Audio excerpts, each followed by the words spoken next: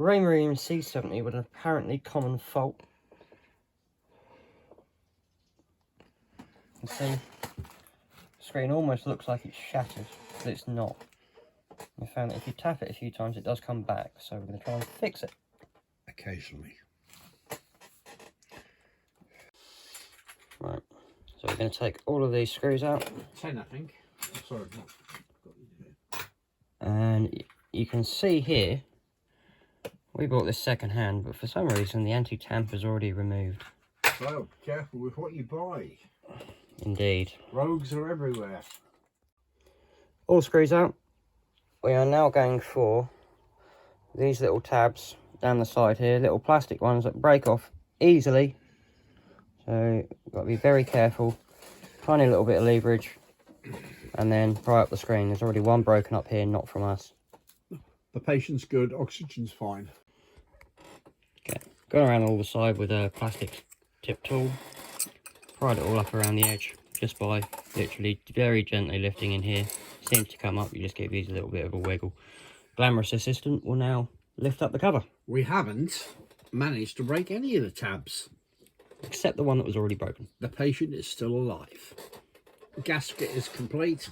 I'll put this down over here. Gasket intact, and now we'll be back. Ready? Okay. Yep. So, very simple. Turn over, lift off gently. Inside the back cover over here, there is a gasket. Make sure you keep that intact. And okay, we are now going in a bit deeper. We've got one screw here that comes out, and then plastic clips 5, 2, 3, 4, and 5 to come out. And then in between the two, just in there, where is it? Here is a connector that will just separate. And what we are accessing is a circuit board in here for this ribbon, where we are told solder connections become dry or loose, and that's what causes the screen fault. Small edit, the connector technically would be a connector, but it's just spring contacts onto plated pads. And just for any of those wondering, yes, we have earthed this, so there's no possibility of static. Okay, and again, we've lifted off the board. So now we're going to be undoing this ribbon here, this ribbon here. These tabs just lift up. Anyone with experience of these will know what I mean. Just a little black tab that lifts up and it pulls out. And you've got two over here as well. And then it's just the same plastic style clips. Lift off the board. They're very easy. If you break them, I'll be amazed. Right. One note of caution. Sorry for the dodgy camera work. These are your compact flash connector pins.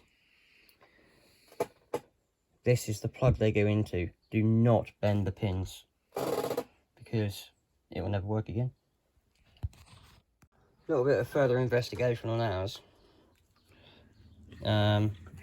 Basically, as you saw at the beginning, someone's been in here before. Probably to change the screen. Maybe someone dropped a cup of coffee on it.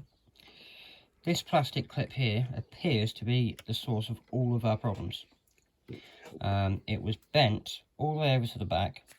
The screen was able to move backwards and forwards. So it probably dislodged the connector here, which is usually sat in the back. The other thing we've noticed is that when they put it back, someone was a bit heavy-handed and has cracked and dislodged a couple of the brass inserts. Probably will try and push those back down, because that will affect the water sealing here as well. You can see it on this one as well, where they've cracked. So yeah, now a bit of reassembly. Screen slots under here. Make sure you put the cables in first, and then clicks in here. Then put the connector on at the back. I'll show that in a second. It appears to have clipped back in. Okay, screen went back in with a positive click. I bent that tab that you saw. Very, very gently bent it. If yours is bent, maybe get a little piece of even paper, fold it up nicely, wedge it in there. Anything that's necessary. Yeah, that's fell out of it earlier. That was inside the casing. So someone's tried something. Now we've got this little circuit board here. On the back of it is a very small connector that goes onto the screen port that you can see below me. Right, so I've got this in place. When I did it, I had one finger very gently on here, and on the other side, just pressing on the metal part of the screen, just pressing them both from either side, making sure it's firm, not moving. Feels like it's in place. And then there's one screw to go in there, and circuit board's back on. When you put this board back on, the big main board, pay very close attention again to these pins here. Board needs to go down almost perfectly level. Make sure these are lined up. It's the most important part of this board to get lined up at this stage. And then make sure the whole thing goes down evenly and level. Don't try not to twist it at all. You've got a lot of surface mount components on here that could be fragile. Okay, they're all clipped in place, as I said. I've reattached the cables. Ribbon cable down here, ribbon cable up here. Give them a little tug, make sure they're in place, make sure they're level. Got the two backlighting cables over here reconnected. And now it's the turn of the second board. Going on to these. Obviously, I hope I don't need to say, don't touch any bare metal components with a metal object.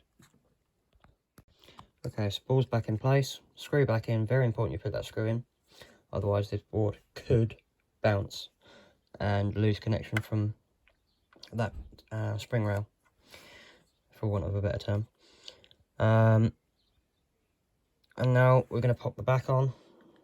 I'm going to pop it into the back, so this whole unit, we'll pop that into the back, and then we'll plug it in and see if it's working properly again. Hopefully it is.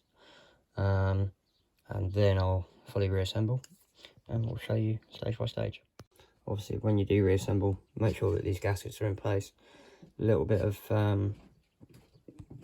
dielectric grease or something like that on them, give them a nice little seal. Right, everything's been cleaned best we can. This plexiglass plate that goes over the top of the screen, it's got a raised lip on one side. Make sure that goes up towards the seal. Over here, you can see the witness mark in the seal where it was. It also seems to push this tip out of the way. I think if we find any future faults, I'll take this cover off again, remove the plexiglass, and just take a file into that back corner, because this is just a friction fit and then held in by the front cover, just to make sure that the screen is properly held in. I don't know if this is a replacement or if this is original, so maybe it's an aftermarket unit without a relief, but again, I don't know. Okay, plugged into a battery. First turn on, fingers crossed, there we go.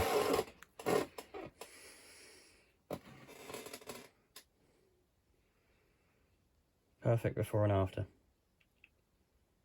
What do you say, Mr. L? 10 minutes was the break, make a break. And it seemed to warm up. Yeah. And the video card perhaps reacts. I don't know. Yeah, it seemed to be intermittent before, but you know, we'll keep an eye on it. If it came from a sailing school on the south coast, sold as in good working order, not everything is as you see on Facebook or eBay. Test things thoroughly before you go to the trouble of cutting the hole in your boat to fit them, especially if you're buying second hand, or buy new if you can.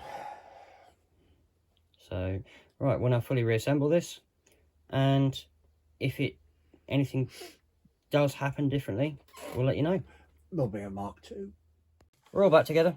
If you could see the coordinates in the top corner, you know, you'd see it's all working. We've got it plugged into an aerial. It's actually an aftermarket eBay aerial, which, for anyone who is interested in those, work perfectly. It's the fastest operating aerial I've used so far. And we've used a fair few of these.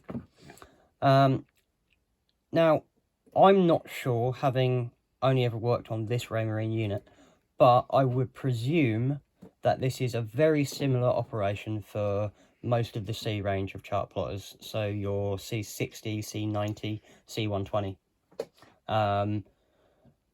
Don't take my word for that. I'm just making the assumption. I'm making up as we go along. As usual. Have a nice day, all.